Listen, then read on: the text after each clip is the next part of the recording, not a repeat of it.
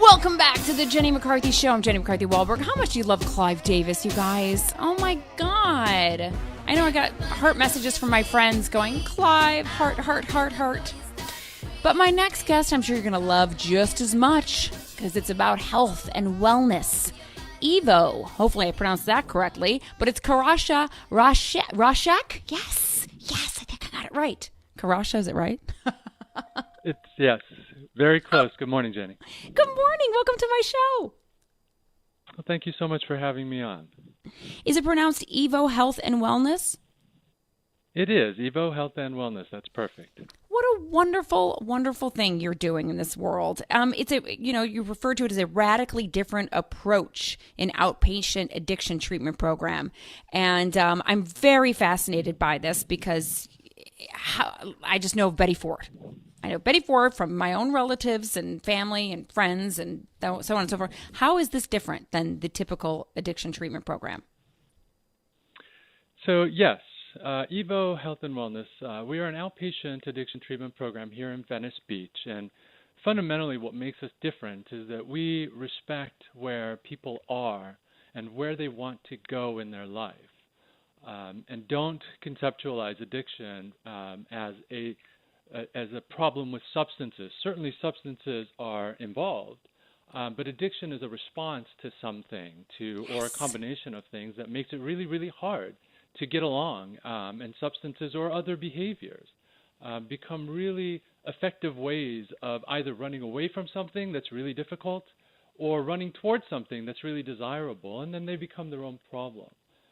So we focus on that root human element of what is it that keeps you from thriving, having joy, happiness, having resilience in sorrow.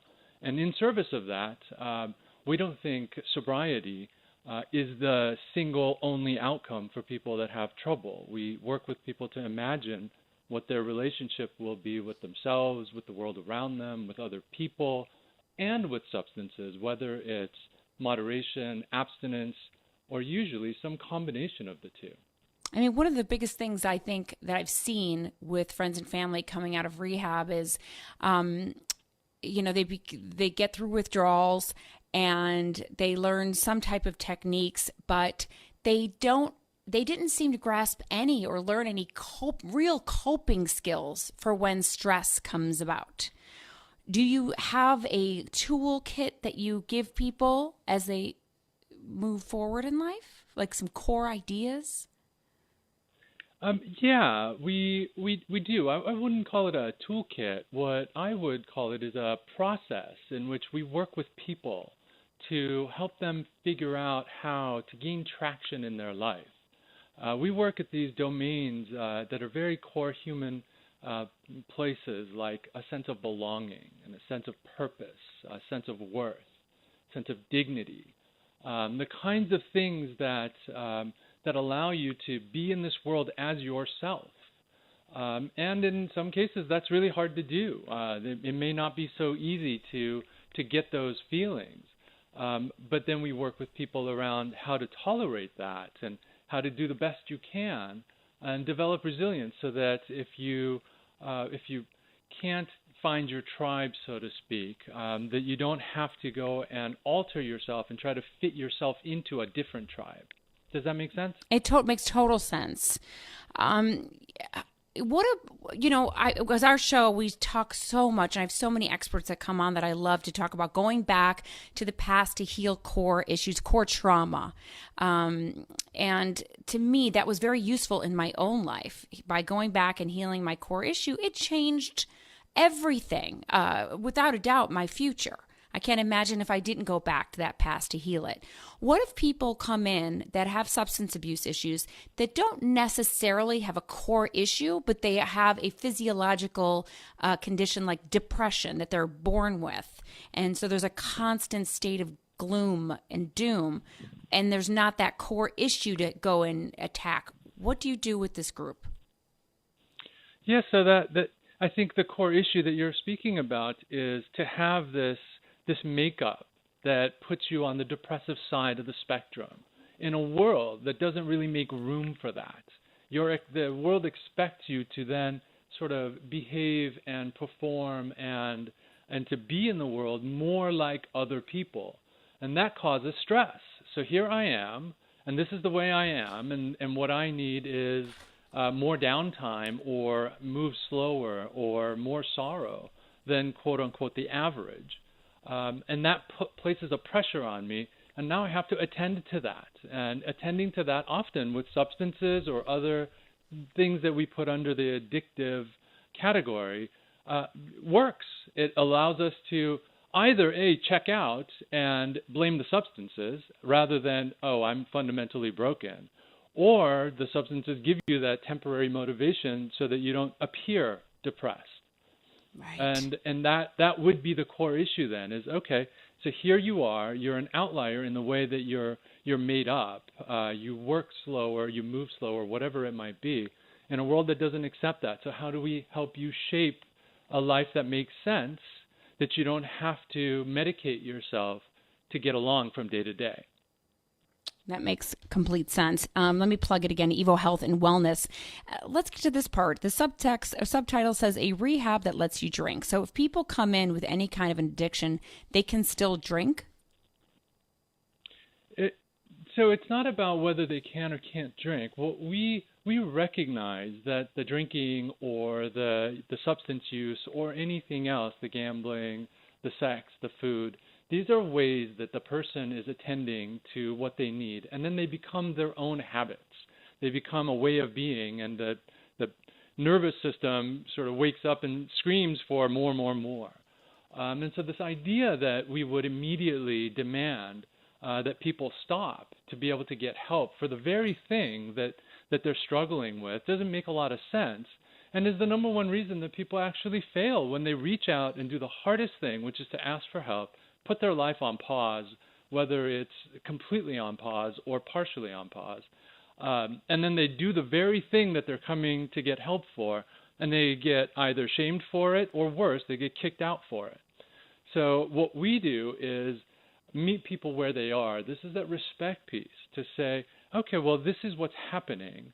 What are your goals? What is this doing for you? And let's work on it together.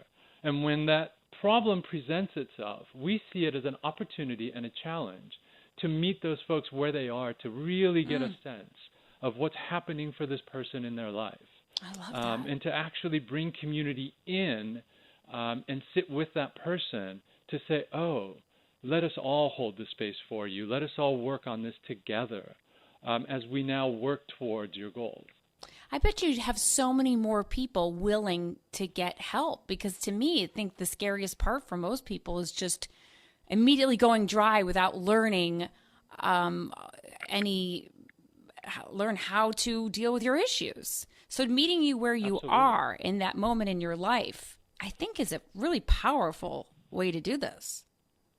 Absolutely. And unfortunately, I think that for so many people, and we don't really have statistics for this because there's a silent majority of people who know that this isn't going the way I want it to go. I'm having a tough time, and I'm drinking too much, or I'm using too much, and I know that. This isn't fun anymore.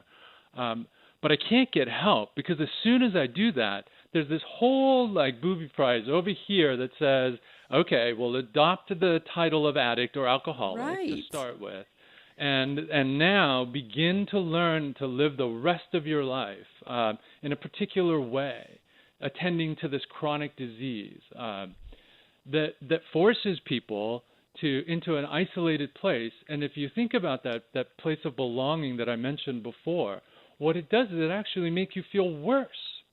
And then in the treatment world, what we've done is now we have put the responsibility on the individual on top of that, and we make up things like, well, they're just not quite ready yet, without taking responsibility that, wait a minute, we're the ones that are forcing people to not be ready because what we're forcing onto them is unacceptable to them. So absolutely, there's people that suffer and don't ask for help because of these false ideas around what it means to have trouble in this world. With the opiate addiction, heroin addiction that's run rampant across the country, I mean, I just can't believe the numbers of death and addiction. Just even looking at Ohio alone, First off, are there centers like this everywhere, or is there just one? No, they're certainly not everywhere, and I believe that we are not the only one. There are a handful across the country, and in our industry, it's hard to keep up because companies come and go quickly. But we are certainly on a very much of an outlier, but an outlier group that's gaining momentum. It started with the ideas around harm reduction. Even though harm reduction in this country anyway has been meeting people where they are while they work on coming to where you are, right? So, okay, a needle exchange is a good example of that. Is sure, we'll give you clean needles, we'll keep you disease-free. However, the goal is that eventually you'll sort of wake up and understand that you're an addict and you have to put all substances away forever. Ours is sort of an evolved form of that says, okay, well, let's not only meet you where you are, but let's work together to say, where do you want to go? That kind of a center that says, what do you imagine your relationship with substances to be and why? That's pretty unique. In our market here in Los Angeles, we're the only one. However, I do believe there's a handful across the country. How much is addiction self-medicating? That's a good question. I think my answer is maybe 100%. I would say that in some way, the difference between two people who use a substance and one person who says, whoa, this is either fun or not fun, and I want it to have some part in my life or I don't. And another person that gets a second reward, it gets something from it that says, oh, this might be a preferred way of being than me myself. From that perspective, which is my perspective, I think addiction is always motivated by something. Our key advisor, Gabor Mate, I love the way he sort of conceptualized it. He says it's not about the addiction. It's not asking why the addiction. It's asking about why the pain. Yeah. And that's the place, not even what's the pain, but why the pain, to get way down underneath and say, what is it that makes it so hard that in a way you have to poison yourself to get along from day to day to day? That speaks volumes to me. I mean, with all the self-help books and the work that I've done just in relationship work, one thing that's very parallel that I've learned to do with my partner is if one of us bump, which we call it, we have the other partner say, what did this remind you of? Your reaction, was not a typical reaction. Did this remind you of something? And it really takes you back, and that partner holds that space for you, especially if you don't react, and Yes. able to go back to that beautiful yet scary place where there could have been some trauma. And that reminded me of that very much, of like, what did this remind you of? It's a great, I call it, tool to help one get there. Yeah, that's really beautiful. And at the core of what you're saying, the part that I go, wow, that's just awesome. If we were to do it right, when we get it right, we kind of help people arrive to where you and your partner are, which is you just sort of define in a light way the struggle, the bump. And your partner steps into that. It doesn't say, well, go fix that and come back. Right. This is your fundamental problem. It's a we problem. Let us be in this together. And of course, the more receptive we are, even in that activated state, the easier we make it for everybody. If we push back because we're really having a tough time, it certainly makes it harder for the world around us to engage with us, right? Exactly. But the more the world around us and we ourselves can stay in our own bumps, as you call it, the easier it becomes to overcome that. And what I didn't hear you say is this is all in service of never having bumps again, right? Because that's just not right. possible. It's not possible. Condition is that, right? So that's really beautiful. Thank you. Yes, and it has done wonders in our relationship because it also feels like we're not alone on the journey, especially going to those dark places that we're sometimes scared to acknowledge, or even subconsciously know that they were there. That's what's so fascinating. Absolutely. Koorosh, Can you do the treatment over the phone, or does it need to be in person?